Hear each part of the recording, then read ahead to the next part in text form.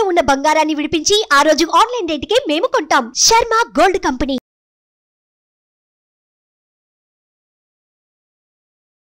నమస్తే, welcome to Suman TV. నేను మీ యామ్ని.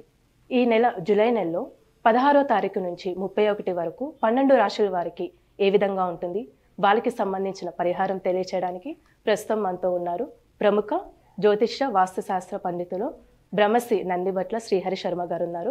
గురుగారితో మాట్లాడి మనకున్న సందేహాలను అడిగి తెలుసుకుందాం. నమస్కారం గురుగారు. వాగర్థావివ సంపృక్తౌ వాగర్థ ప్రతిపత్తయే జగతః పితరౌ వందే పార్వతీ పరమేశ్వరౌ.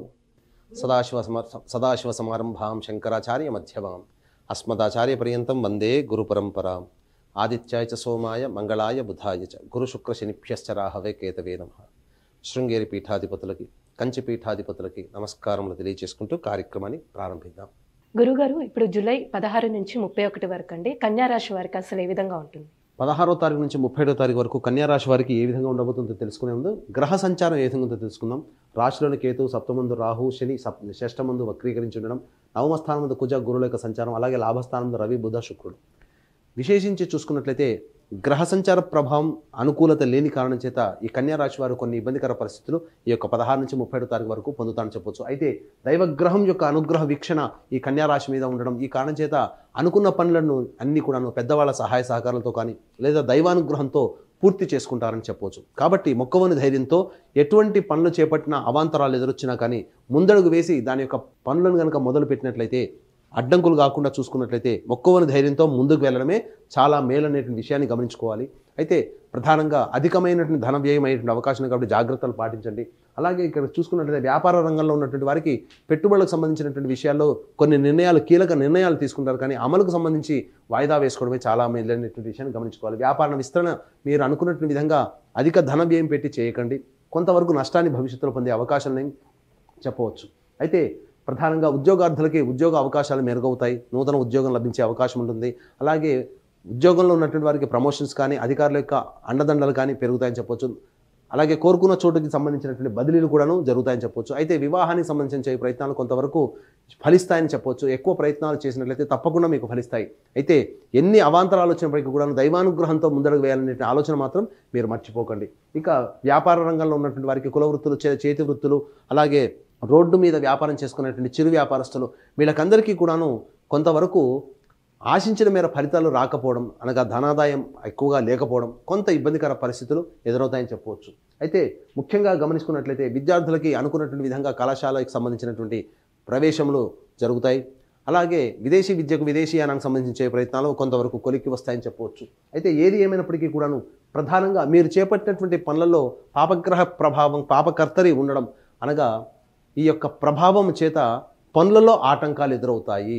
దైవానుగ్రహంతోనే మీ యొక్క పనులన్నీ కూడా సజావుగా పూర్తి చేసుకుంటారని చెప్పొచ్చు. గృహంలో కొన్ని గృహోపకరణ వస్తువులు కానీ వాహన కొనుగోలుకు సంబంధించినటువంటి నిర్ణయాలు ఈ యొక్క కన్యారాశి వారు తీసుకుంటారని చెప్పొచ్చు. ఇక ముఖ్యంగా గమనించుకున్నట్లయితే ఏ వ్యక్తికైనప్పటికీ కూడాను సమస్యలు అనేటువంటివి ప్రతి వ్యక్తికి వస్తాయి, మీకు వస్తాయి, నాకు వస్తాయి. కానీ ఆ సమస్యలన్నీ కూడాను సాధారణంగా మనిషికి వచ్చే సమస్యలు కేవలం 70% ధనం వల్లనే వస్తాయి. కాబట్టి ధనం వల్లనే సమస్యలు వస్తాయి, ధనం వల్లనే సమస్యలు తీరుతాయి. కాబట్టి దీన్ని దృష్టిలో పెట్టుకొని ఈ 16 నుంచి 31వ తారీఖు వరకు ఈ యొక్క కన్యారాశి వారికి సమస్యలు ఎప్పుడు ఉంటాయి, ధనపరంగా ఏ విధంగా ఉంటుంది, లాభమా నష్టమా, ఎప్పుడు నిర్ణయాలు తీసుకోవాలి, ఎప్పుడు ప్రశాంతతని కోల్పోతారనేటువంటి విషయాన్ని కనుక మనం తెలుసుకునే ప్రయత్నం చేద్దాం.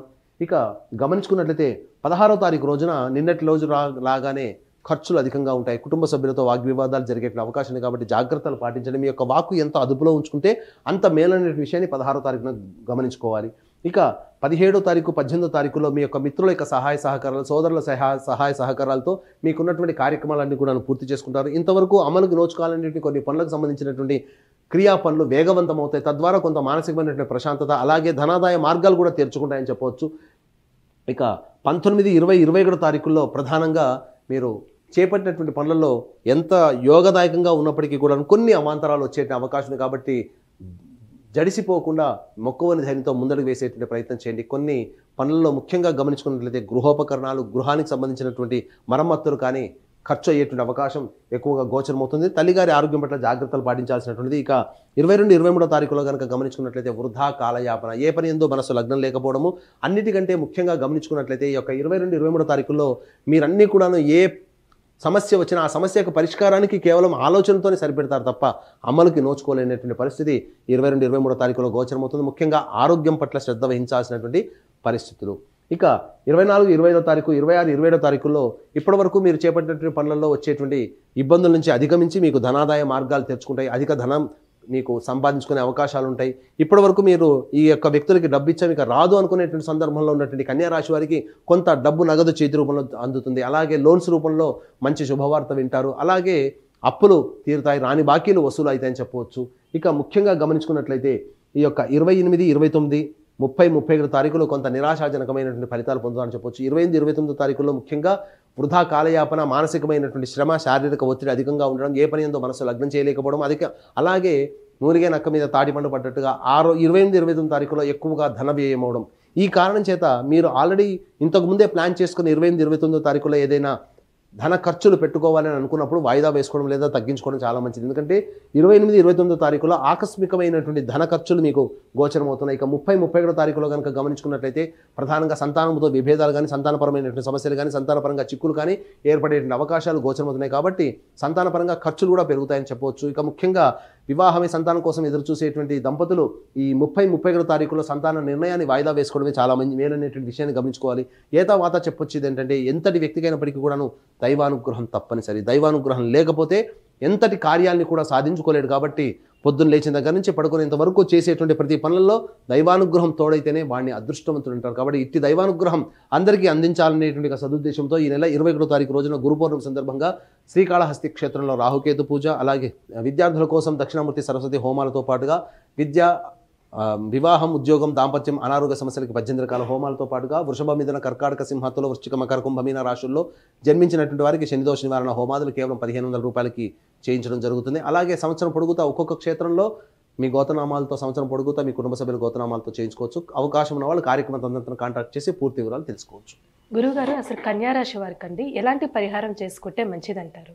కన్యా రాశి వారు ప్రధానంగా ప్రతిరోజు సమస్యలు గోచారరీత్యా వచ్చేటువంటి సమస్యల పరిష్కారానికి ప్రతిరోజు దత్తస్తవము, కాలభైరవాష్టక పారాయణం రోజుకి 3 సార్లు పఠించండి చాలు.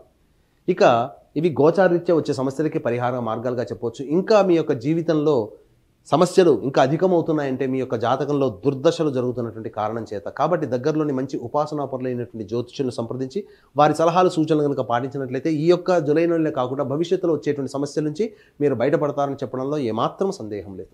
గురుగారు, జూలై 16 నుంచి 31 వరకు అండి అసలు కన్యా రాశి వారికి ఏ విధంగా ఉంటుంది, ఎలాంటి పరిహారం చేసుకోవాలి, ఈ విషయాలు మాకు తెలియజేసినందుకు ధన్యవాదాలండి. సర్వం శ్రీ ఉమామహేశ్వర పరబ్రహ్మార్పణమస్తు.